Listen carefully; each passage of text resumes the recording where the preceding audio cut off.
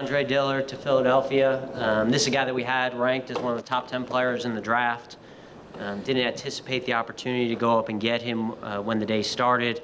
Really excited. It's a great tribute to our scouting staff, our front office staff, and our coaching staff. We all work together on the draft process and on this guy in particular. And for us, it's always about taking the best player. We went into free agency to try to address a lot of the needs on our team so we could be in position tonight and the rest of the weekend to take the best players.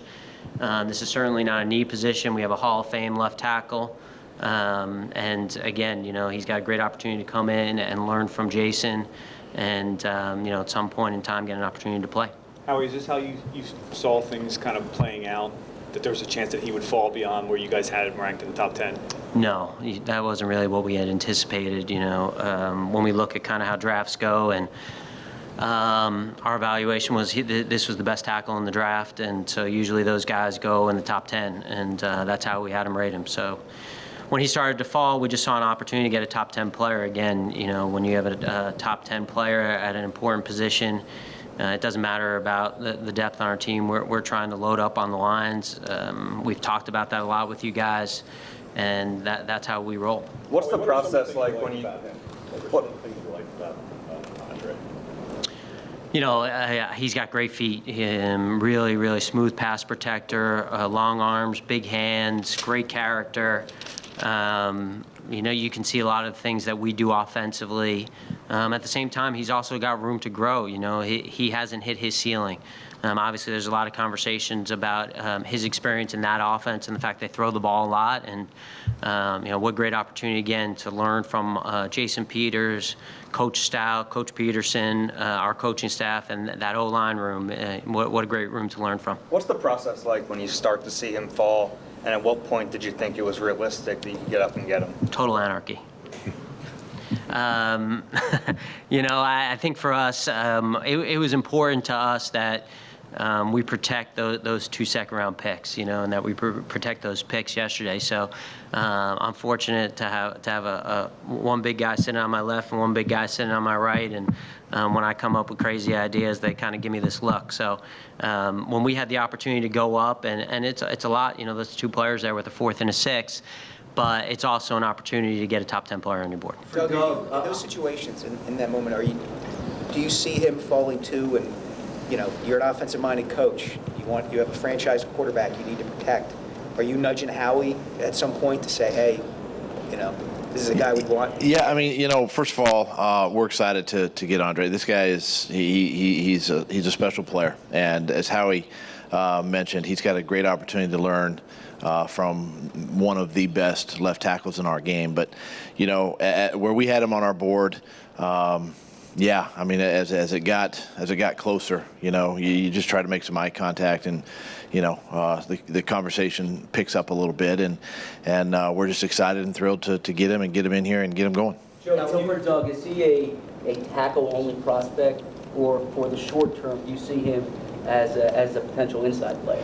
Right now I see him as coming in here and learning and getting sort of hitting the ground running, with our off-season program, with the rookie minicamp coming up, getting in with Stout, and just feeling out the playbook and seeing where he's at and get him caught up. And that's our goal right now. That's our main focus. And as we mentioned, when JP is there, he gets to learn from one of the best. So we're just excited to have him in the mix. Joe, can you tell us kind of the background on scouting him and when he first got on your guys' kind of radar, and also how that system of playing in that system projects to playing in the NFL, whether there is a bit of projection? Yeah, well, actually, our director of college scouting, Anthony Patch, he lives pretty close to Washington State. He did a great job, and our area scout, Ryan Myers. Those 2 guys did a phenomenal job of going in there and getting to know Andre, and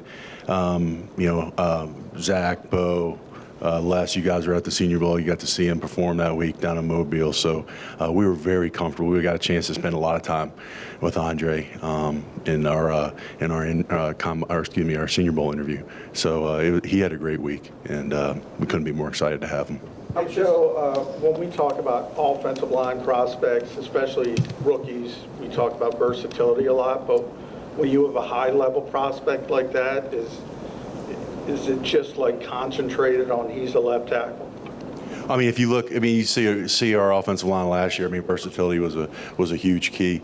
We're just speaking on Andre. I mean, his foot quickness, his lower body flex, his ability to redirect. I mean, those are all very intriguing things to us. Jeff Stoutland has said in the past that you guys kind of give him a list, and he says either this guy's got it or he doesn't have it. What was his involvement in kind of this process and his thoughts on Dillard? Yeah, I think we've used in this draft process the word passion a lot. Coach Stoutland gets very passionate about certain guys. And when Joe was just describing Andre, I was thinking about Coach talking about his lower body flex. And when he describes his lower body flexibility, his excitement level raises. So he just, he talks about guys that are unusual. He uses that word, and when he says the word unusual, it's striking. It's like, no, this guy, he's unusual. And that's what he is. I mean, Andre's unusual. This is not a normal guy. This is not a normal athlete. And so, yeah, he's excited. What do you guys make of his run blocking? They did it. They ran the ball so rarely up there. Coach? It's something that, again, as we get him in here and get him going, I mean, yeah, they did throw the ball a lot at Washington State, and that's, it's a credit to what they did, and that's why he's a good pass protector. We pride ourselves in running the ball here, and he's going to come in and learn, and that's the thing. That's why Jeff Stoutland's here. He's a great teacher, and he's a great fundamentalist, and he's going to work on every aspect of every one of our players' games up front, and so I have no hesitation that he's going to be a good run blocker for us. And when you talk about it, he's got the fortitude. I mean, this kid wants to be great, and he takes to coaching really well. Yeah. How you always want to protect your quarterback's blind side.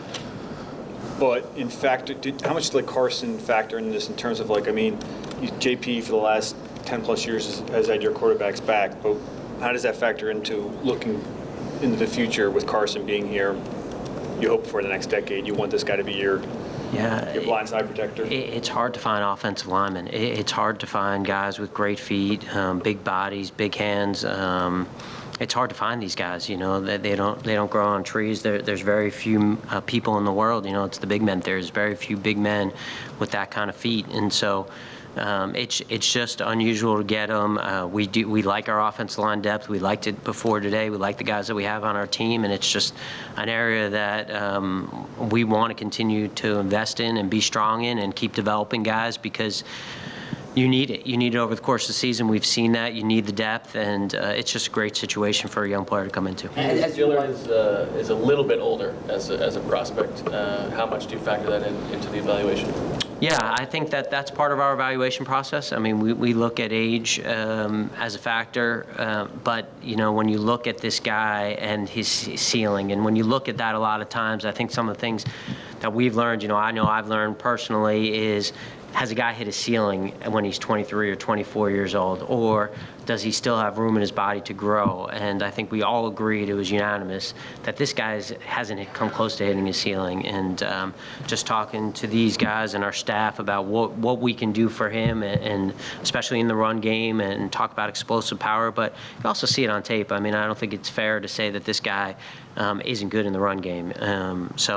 We're just really excited right now about this, but at the same time, we got to go back upstairs. We got to see what's going on. We got a lot of work to do the next couple of days, so that's all I got. As you watch the picks come off the board, did you think Houston was the team you had to jump to get Andre?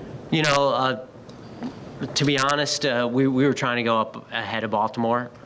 We just couldn't come to an agreement. So it just kind of worked out that way. Obviously, we knew, or we thought that that was a spot that probably there was a chance that they were going to take an offense tackle, which they did. And we just had to go by our board, and that was the top guy on our board. So certainly we thought that if we didn't get to Baltimore's spot, there was a chance we'd lose the player, and I think all of us really wanted to make sure we got the player. So. You said this class is historic in terms of the defensive line. Guys went off the way you expected, and do you feel like maybe, I know there's more drafts and more rounds and more picks, but do you feel like maybe something didn't fall the way you wanted to in terms of getting a defensive tackle? No, I mean, I think things fell exactly how we thought they would. I mean, it is a strong D-line class, and I think you've seen with the beginning of this draft, A lot of teams have valued these defensive linemen. There was a report that you had a trade worked out to get to 13, and then the Dolphins had backed out, I guess. Can you comment on that? No, I can't comment on that. I don't know anything about that report. No, we didn't have, the trade we had was the trade we made. Yeah, I didn't see that. You brought Tim Jernigan back. Did that Yeah. impact your thinking at all as far as the lineman goes? Or? No, again, we went into this draft, certainly went into this first round, just wanting to get an opportunity to get the best player we possibly could get. And, sitting where we were at 25, to come into this day, if we would have come in this morning and said we're going to get a top 10 player at our board at an important position, we didn't really anticipate that. And we thought if that was the case, we would have to use one of those 2 second-round picks, and we didn't really want to do that. Timmy, it's great to get Timmy back. He's just got great energy for our football team. Just looking at that defensive line room and that defensive tackle position, that's a strength of our team. And, it's just a good fit for us and Timmy.